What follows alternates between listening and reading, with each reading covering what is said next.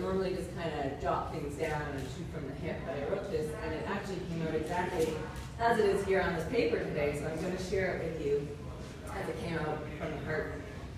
So, as we know, we've heard here today, 1 in 5 people will have mental illness or suffer from mental illness within their lifetime, and what you don't know about that is I am one of them. So perhaps this is something you would have never guessed. Everyone in my life who knows me well sees no signs of it, not unless I tell them what to look for now that I know myself. And nobody, not even myself, saw the signs in the deepest, darkest hour. Mental illness is incredibly difficult to recognize. It comes in all shapes and forms, and is different for everyone. Yet the treatment we can receive is available, and it sincerely helps. I suffer from post-traumatic stress disorder. From what you might ask, as so many do when I do share. I suffer from traumas beginning from birth, throughout adolescence, and into adulthood. I was the target of severe bullying for 8 consecutive years through grade school and high school. I've experienced assault on 4 separate occasions by 4 different people, and I have been verbally, emotionally, and physically abused throughout my life, and other traumas that I won't mention here today. I know what it is like to have flashbacks. I suffer from social anxiety, from depression, panic attacks, and OCD. It can debilitate you. It can stop you from functioning. I was once a straight-A student, an overachiever, always an excellent employee, striving to do better, but in fact, it was to hide my pain, and then I began to crash. After living an entire life of anxiety and depression without having any idea what I was feeling, I didn't know the signs and no one else around me did either. When I was 26, this came to a peak, and the rapid increase in my anxiety eventually stopped me from even leaving this house. I couldn't work. I was agoraphobic for months, not even wanting to open my blinds. I woke in panic attacks and had them from every waking moment until I went to sleep, and then the night terrors would begin. My self-confidence was shattered. I had no hope for living, and I know what it is like to think that suicide is an option, and I am so glad I am here today to say that it is not. In the hands of a very mindful psychiatrist, I was told I needed treatment. I needed to enter an inpatient facility as my debilitating anxiety and depression led to a dangerous level for my personal safety. I accepted this advice, and I voluntarily entered into inpatient treatment in May 2013, and I can say, to this day, it was the best decision of my life. What it brought me was hope. It brought me hope to live, hope for my future, and hope to have a regular, whatever regular is, regular life again. And I spent 6 months away from home in inpatient treatment, and then transitional living as well, in order to slowly re-enter society, as the suggestion to slowly re-enter while continuing to receive treatment is what therapy teams urge, because the rate of regression is severely high without continuing treatment. I myself have lost 4 people alone to suicide after entering initial treatment with them together. When I received treatment, I was outside of Canada. I had been living abroad, and the closest treatment centers were in the United States.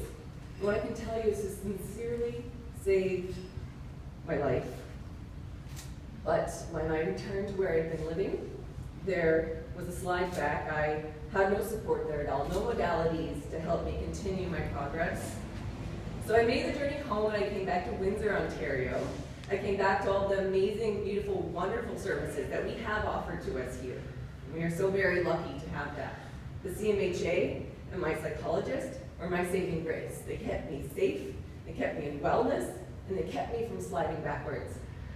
My support worker, the groups, the practitioners at both CMHA and CCHC combined who understand how to help those with mental illness.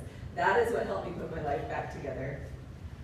And I was slowly able to work again and to do the things I once loved and to get my joy back and my silly back again. And this helped. This helped me to gain the power that I had lost over my own life to do with the challenges of mental illness. And so I wanted to share this with you here today so that others would know where to find help and what it looks like when you do so. I decided that after my treatment, what I wanted to do was dedicate my life towards helping others receive the help that I did, to give back what was so graciously given to me. So I am thankful for the opportunity to now be employed at the CMHA. I recently joined. I recently joined our advancement team, and I assist in fundraising and community relations, telling people what we offer and how to get help, raising funds to support the government-funded programs that helped me.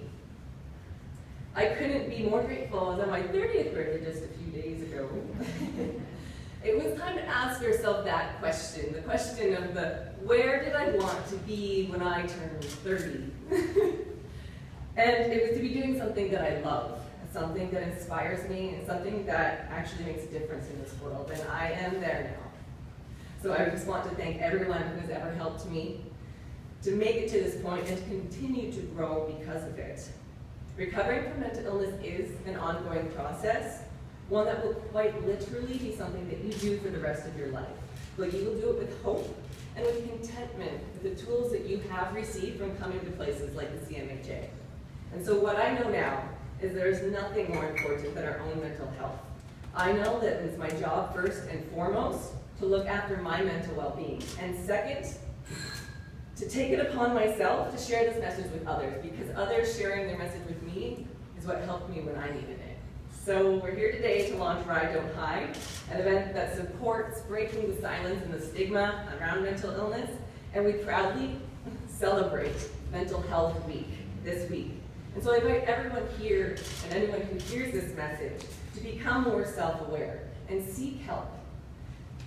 I invite you to support the programs like the ones we have here at the CMHA that help those that so dearly need it, like myself. And I invite you to hashtag Get Loud, as I am doing here today. As if it saves the life of just one person, you have done an amazing thing. Thank you.